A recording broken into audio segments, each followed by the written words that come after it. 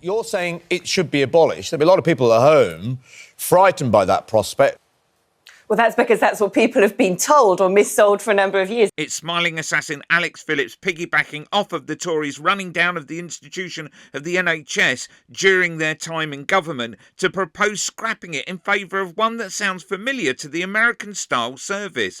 Don't forget that Phillips is a host on Talk TV, but also is a policy advisor to reform and was once a Brexit Party MEP. So it's not surprising she shares the same opinion of those parties' policies on an American model for health. Now, I was a resident of Belgium, so I've seen how their healthcare service works up close and personal. I had surgery on my ankle in Belgium.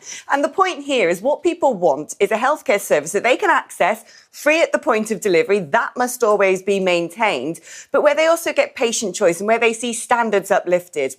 We hear time and again that we don't invest enough in the NHS in the UK. And there's an argument to that, actually. We spend what is average around Europe, but that is about 30% lower than some of the leading healthcare systems. The problem when you have something that is nationalised is when the argument happens that you need to put more money into the NHS, that means that money has to come out of another government department.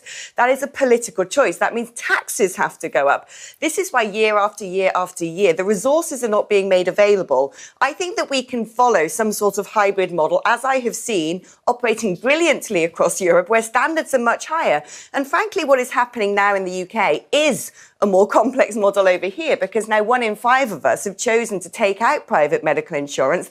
That's up 80% in just 2 years, which means we now have a two-tier system where people are getting stuck at the GP to get referrals, to get into the private sector. Frankly, the entire thing is a mess, and I don't think we should be ashamed or lack the courage to look in how we can actually completely change the model that we use. So you said you were in Belgium. Tell me what you did there then. How much did it cost you there, and how much were you contributing to the health service?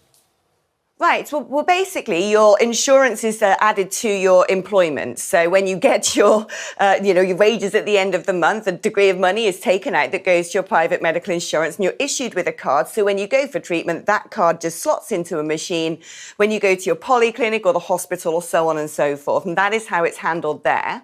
And there's a system where if you're out of work or you're on benefits, then you have state care. So there are hospitals which deliver just state care, and those in the private sector as well. The majority of people use the private sector.